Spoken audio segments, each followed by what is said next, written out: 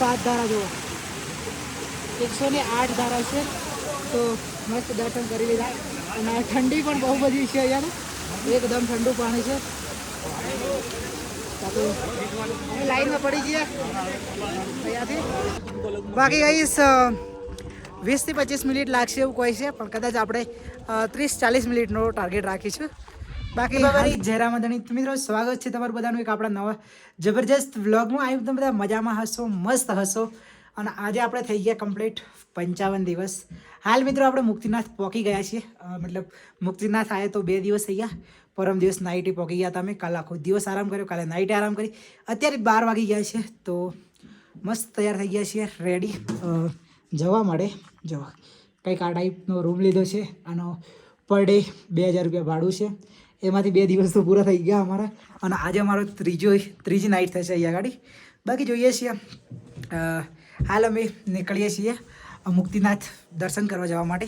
તો જો કપડાં બપડા પેક કરી દીધા છે, કેમ કે આપણે ત્યાં નાહવાનું છે. 108 ગૌમુખ છે ત્યાં આગળ. બાકી કંઈક આ ટાઈપનો નજારો છે. અહીંયા ગાડી અમે રોકાયા છીએ. અને અહીંથી ઉપર થઈને તઈ જવાનું છે લાસ્ટ સુધી. બાકી જો કંઈક આ ટાઈપ નજારો છે. અમારા ઋતુલભાઈ તો જતા રહ્યા છે નીચે હાલ તૈયાર થઈને. અને હવે હું નીકળું છું. તો સામાન બધું જેમની તેમ જ પડ્યું છે. હાલ જમવાનું જમીને જો અહીંયા સામાન બીજું અહીંયા મૂકી દીધું છે. પાણીની બોટલ ને એવું, ચોખા ને એવું અહીંયા પડ્યું છે. બીજું સામાન બધું આમ જ પડ્યું છે, કેમ કે હજી છે ને આજનો દિવસ કદાચ કાલે પણ અહીંયા જ રોકાવાના છીએ અમે. તો સામાન બધું એમ જ પડ્યું છે હાલ. અને હવે જઈએ આપણે મુક્તિનાથ દર્શન કરવા માટે. તો કન્ટિન્યુઅર વિડીયોમાં બન્યા રહેજો, જેથી કરી તમને બધાને લાઈવ દર્શન કરાવીશ મુક્તિનાથ ના. તો ચલો નીકળીએ.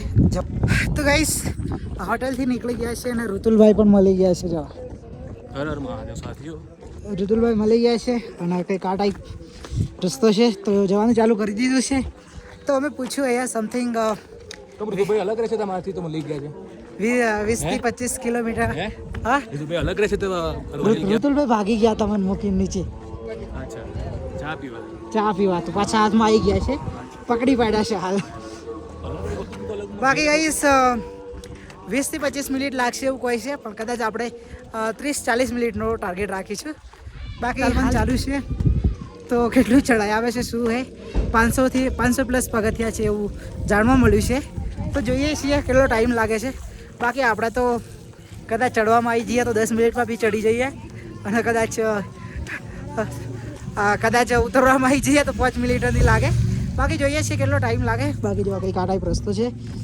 તો ચલો અત્યારે બપોરના વાગ્યા છે 1. તો પણ છે ને સ્વેટર બેટર પહેરી દીધું છે આપણે, કેમ કે ઉપર છે ને ભયાનક ઠંડી લાગવાની છે.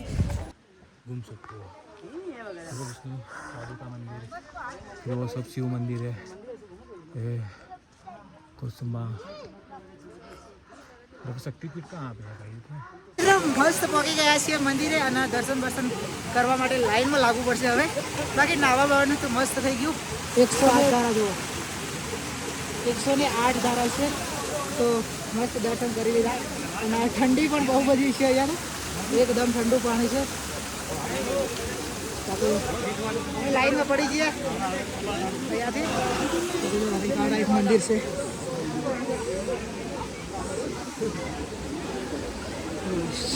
અહીંથી લાઈનમાં પડવાનું છે. જો હજી બધા લાઈનમાં પડે છે અને આપણે અહીંથી લાઈનમાં પડવું છે. આ બધા નાઈ જાય છે. 108 ધારાથી બધા નાઈ અને પછી નીકળે છે દર્શન કરવા માટે. તો ચલો લાઈનમાં પડી ગઈ. લાઈન વધારે નથી હાલ, બાકી ડબલ રાઉન્ડ હતા. અત્યારે સિંગલ લાઈન થઈ ગઈ છે, એટલે દર્શન કરી લઈએ પહેલાં તો પછી નીકળીએ આગળ જવા માટે. જય શ્રી રામ, હર હર મહાદેવ. મિત્રો મારું નામ છે અર્જુન અને હું કરી રહ્યો હતો મહીસાગર ગુજરાતથી નેપાળની સાયકલ યાત્રા મુક્તિનાથ આવવાનું સપનું મારું બહુ મોટું હતું, પણ એકલા હાથ અહીંયા પહોંચવું એટલે બહુ મુશ્કેલ હતું. પણ તમારા બધા મિત્રોનો સાથ સહકાર સપોર્ટ રહ્યો, મારા આખા ગુજરાતના મિત્રોનો સાથ સહકાર સપોર્ટ હતો અને મારો સંઘર્ષ હતો. તો ફાઇનલી મિત્રો આજે હું મુક્તિનાથ ધામ પહોંચી ગયો છું અને મારું સપનું પૂરું થઈ ગયું છે.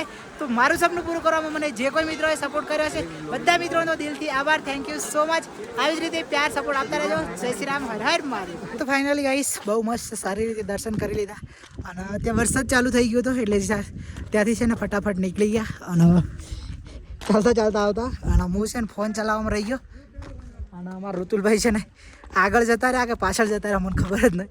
બાકી હવે જઈએ છીએ હોટલે અને હોટલ હવે બહુ જ નજીક છે. તો ચલો ફટાફટ હોટલે જઈએ. આરામ કરવો પડશે યાર, ઉપર ઠંડી બહુ બધી લાગી છે.